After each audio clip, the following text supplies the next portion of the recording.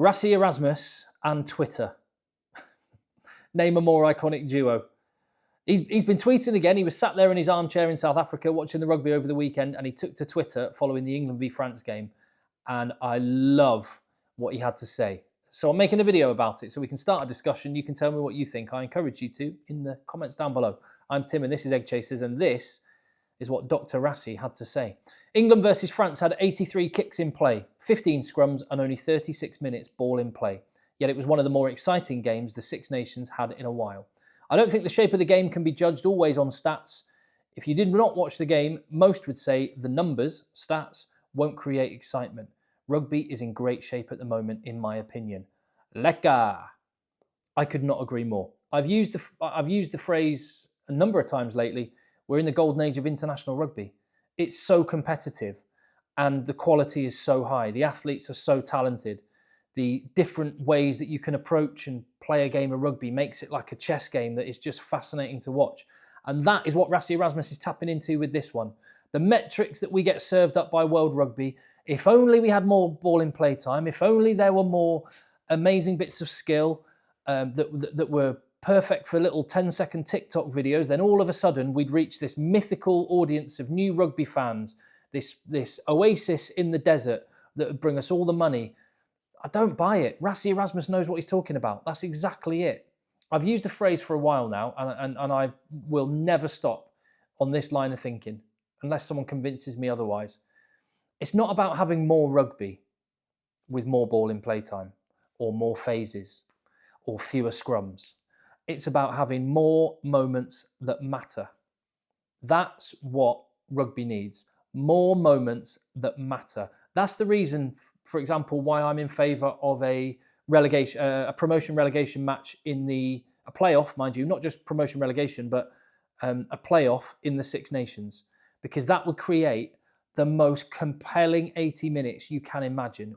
Say it's Wales this year, Wales against Georgia in a playoff, 90,000, 80,000 people in Tbilisi.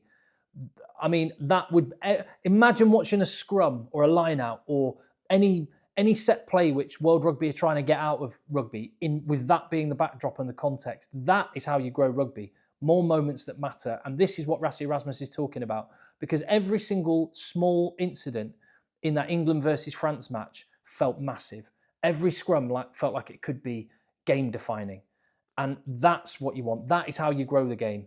And that's why it was an awesome game to watch, despite, on the face of it, the stats not being what World Rugby tell us we need less of, and not having enough of what they tell us we need more of.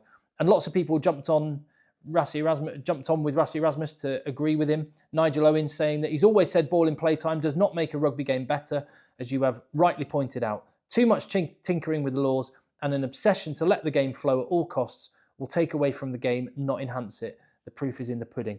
Could not agree more. More people need to say it. We need to be more vocal when stuff like this happens, so that World Rugby listen, because I'm telling you, on this particular point, they are just bang wrong. Now, I understand why the narrative is built, that you want fewer scrums and more ball in play time. The backdrop here, which has prompted this kind of thinking, is the financial instability of the game. The financial strength of the game needs to improve. Unions are struggling. The money is just not there. It's why people are turning to private equity. People are looking to the Far East money. It's why, and I'm in England where 4 professional clubs have gone bust. I know full well just how rocky it can be. TV deals are nosediving and that. But Rassie'S is right, firstly, that international rugby is actually, club rugby's in a bad way. International rugby is on a high at the minute, and it's brilliant. And particularly when you get games like the weekend, England against France. I mean, there's 1,000 years of history on that one. La Manche or the Channel, it's separated by 23 miles of water, historic countries, massive rivalry, and it all played out in 80 minutes at Twickenham. I was there for it, and the atmosphere was absolutely electric, and nobody was complaining about another scrum. Loved them, in fact. Need more of them. But the issue I have with World Rugby tinkering with the laws to try and create more flow, more ball in play time, something that's more attractive to people. It's fundamentally flawed, this opinion. And that is, firstly, there are a load of people that rugby will never attract as fans, and that's okay. Rugby is for anyone because any size or shape can play it. And by the way, the reason for that is the scrum, but it's not for everybody. And there's a whole bunch of people that will never be interested in the sport. The last 10 years, we've had this, like, it's society, it's not rugby, safetyism. Like parents, I'm a parent of 2 teenagers. When you look at parents, they don't let their kids go out on their own. They won't let them climb a tree, but they'll let them go to an indoor play area, soft play to play, because that's safer. That is just society generally. And you will never convince those people to take their kids along to play rugby. And dumbing down the sport to try and get them involved, not going to work. What we should actually do is lean into what makes rugby great and tell them about how great it is. There's been too much apologising for rugby being dangerous rather than talking about all the brilliant things that rugby does: teamwork, respect, physical challenge, risk. This is just life played out. And so I think World Rugby are fundamentally flawed in their thinking. Don't try and reach the people that are never going to be rugby fans. First and foremost, love and cherish the people that already love the sport, because they're your biggest ambassadors. And I mentioned this on another video. I was watching Scotland against Ireland at the weekend and having to listen to Sam Warburton give the most sort of patronising, simple explanation of all sorts of things. And it's not about Sam Warburton, by the way. He was doing what he was told to do. The commentator asked him to. Like, dumbing it down for the people that aren't rugby fans. And I understand, rugby's a complicated game. You want to try and bring people in. But don't do that when it's at the detriment of the people that already love the sport. And there's a time and a place to explain the nuances of the rules of rugby. I'd suggest that within the 80 minutes of a match isn't the time. Beforehand, at half time, afterwards. But when you're in the 80 minutes, love that 80 minutes. Make more moments that matter. Amp up how important this next scrum is, for example.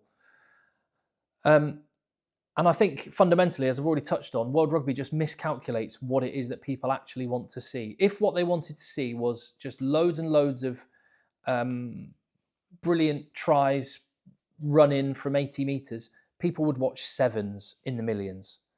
They don't. Because, we do want to see great bits of skill. Seeing Duhan van der Merwe's finish at the weekend was magic.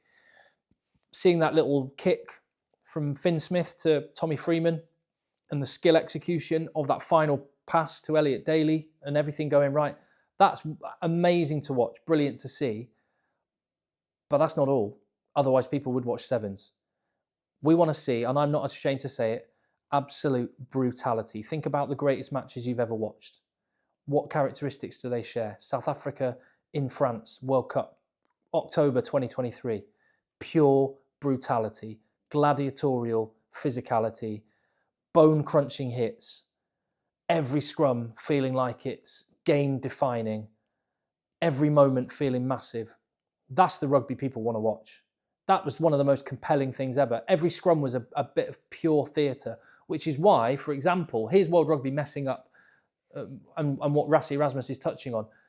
Goal line dropouts for held up over the line has taken away the theatre of a 5-metre scrum, which, I don't get that. I think that's one of the worst decisions World Rugby have made in the last few years, because they want to get rid of scrums when actually they've got rid of one of the things that is most theatrical about the sport and most compelling. So I don't get it. Think about other games. Ireland against South Africa in that same World Cup. It was brutal. And I'm not ashamed, and I never have been ashamed on this channel, to say I love the violence of rugby. It's why I watch it. It's why I play it. It's why I coach. It's one of the defining features of the sport. Legal violence is why rugby is great. And there's a lot of people, I'm on a little YouTube channel, so I guess maybe I can say stuff like this. But there's a lot of people that are kind of big rugby names, on broadcasters and pundits on the telly and stuff, that have been saying something different to that. They've been saying it's safety first. Safety is the most important thing. Safety is very, very important. Let me be clear. And I think the advances in the understanding of concussion, for example, and head injuries is massive. I think some of the law changes to make the game safer have been a really good thing. But I don't think we needed to spend the last 10 years apologising for what makes rugby great. And there's a lot of people that have been doing that.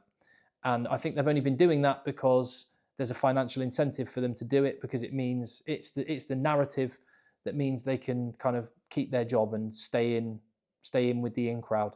But what's good is stories like this, which was 10 years ago now, and the last 10 years has been littered with this. I don't know about you, but it feels like it's changing. It feels like those same people that were kind of uplifting stories like this are now actually starting to say again, no, people want scrums, people want legal violence, and that's okay. And I'm really pleased about that. And so I'm really glad that Rassie'S has actually tweeted this, talking about some of the fundamentals of rugby, which people love. Doesn't have to be about loads of ball in playtime. Doesn't have to be about scrums. And just on other things, like, for example, people misunderstand it as well. And this is where we can get people, new fans of the sport, educated. Kicking gets a bad press. And Rassie'S mentions the 83 kicks in play. Do you know what it looks like when there's no kicking in a game of rugby? It looks like the last few minutes of a match when one team needs to score and they're running it out from their own half, and the defensive team are committing no men to the breakdown, and they're keeping 15 men on the field in one defensive line. It doesn't end well. It's just phase after phase of running into a brick wall, and it usually ends with the team not getting anywhere and the game ending with nothing happening. It's boring to watch.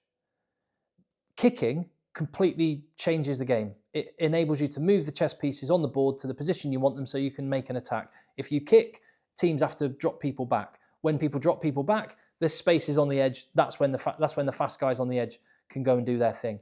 The World Rugby sort of have depowered the maul a little bit, and they've made the maul easier to defend. Why? Because they thought it's what people didn't want to see. What they forget is it's a double-edged sword. You can always stop a maul. You can always stop a maul if you put enough people into it. If you don't put enough people into it, then the maul will keep on going. So when you put enough people into it to stop the maul, what happens? There's loads of space elsewhere. Scrums and mauls are one of the only times in a rugby match where there are 16 out of the 30 people in one spot, creating all that space for everybody else. More scrums, more mauls, but fundamentally more moments that matter, and more celebrating the things that we love about rugby. And thank you, Rassie'S, for doing that. I totally agree with him. Let me know what you think.